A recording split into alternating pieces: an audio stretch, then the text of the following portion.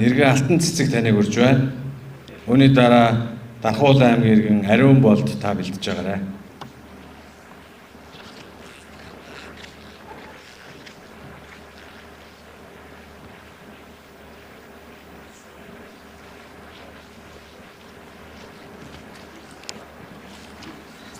За энэ үтгэн.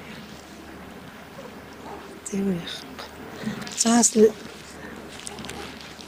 өнөөдрийн одоо энэ хурал цуглаанд ирсэн улсуудад минь төргий. За би энэ аль нь юу? Энэ юм уу? За баярлалаа хөө.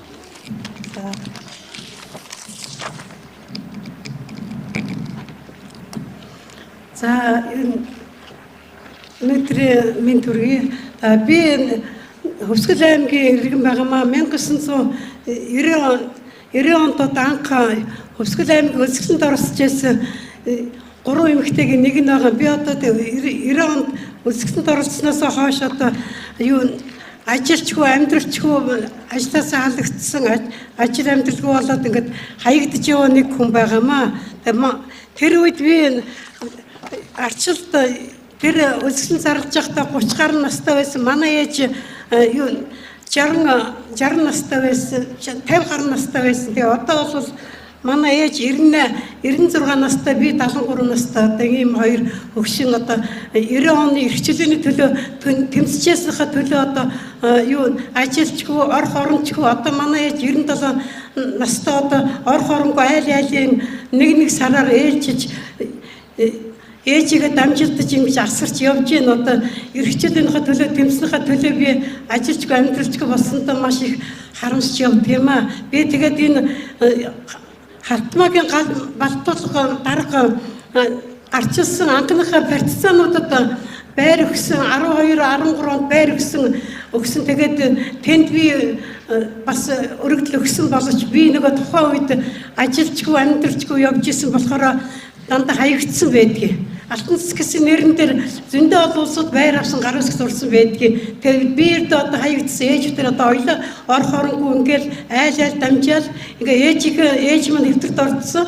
Одоо ингээ ээжиг айл-айлаар нэг сарын хугацаанд ингээ дамжилтаад явж байгаа. Одоо би тэгээд ээжигээ өхөхөөс өмнө байртаа болгоод өгчөөж би ээжиг асарчаад хүлмээр байна гэж битсэн боловч одоо ердөө арчсан намын дарганараас ердөө өөр надад ердөө өөр яахгүй их хурд орчихдоо ердөө харьцахгүй болчих юм шүү дээ. Наад улсууд миний битсэн өргөдөл очдөг юм очдгүй мэдгүй наагаараа тэгээд улсууд нь хөргөдгөө мүү тэгээд алга болчиход байгаа.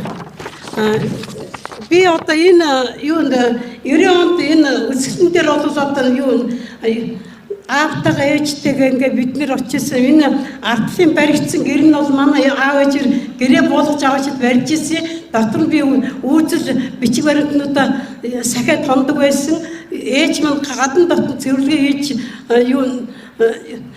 хийдэг. Энэ гэр тойруулсан лооцсон одоо манай ээж ойдлчин байсан болох дээр ойдог байсан. Одоо зүгээр нэг годамжинд хашгирчсэн хүн биш гэж боддог юм би.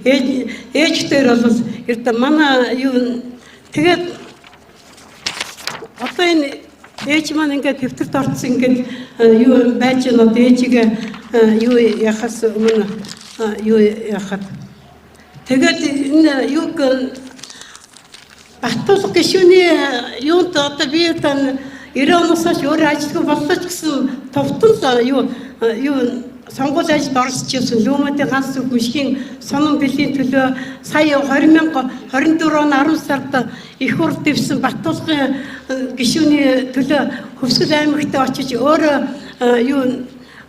яаж ганцаараа 3-4 сумуудаг хариуцч би тэнд дэвшиж явж Баттуулга гишүүнийг гаргасан юм аа. Тэгээд одоо ингэж гаргасан гэдэг ийм зураг хөрөгтөө би санал өгүүлсэн улсуудынхаа нэрсэн жигсаалтын тэртээ аваачаад өгсөн болж одоо тэр очдөг юм уу юм ердөө Баттуулга гишүүн маань надад нэг ганц байр өгчдөг юм болов гэж бодож байна. Анх би энэ Хөвсгөлийн өсгөлтөнд яаж ихтэй энэ зориг агсан байна. Энэ зориг агсны хажууд байгаа энэ дүү маань миний төрсөн дүү маань отхон дүү маань энэ оролцож ирсэн бас тэгээд энэ дүү маань 11 онд бас оюутан байсан.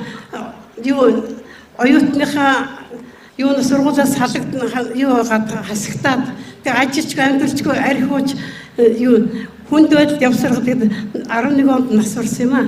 Тэгээ одоо би бол маш их яасан одоо энэ ардчилсан хаягдсан хүний нэг байгаа одоо ардчилсан энэ ардчилсан эмэгтэйчүүдтэй холбооны ерөнхийлөгч гэж жаргалан гэж гишүүнд ардчилсан нэр гэсэн нэртэй ардчилсан эмэгтэйчүүдтэй холбооны дарга гэсэн нэртэй болохоор жаргалан гишүүндээс хандаж бичлээ, мөнгө байсан гишүүндээс хандаж бичлээ.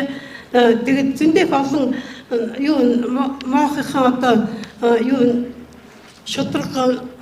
шудраг улсуудынхаа хандаж бичсэн боловч одоо над дээр дарга хэмжээ авч өгөхгүй би одоо ээжигээ нас урахаас өмнө орох оронтой болчиход ээжигээ асарч ээж өгүүлмээр байна гэсэн ганц бодолтой явна. За ингэж болгоо доо.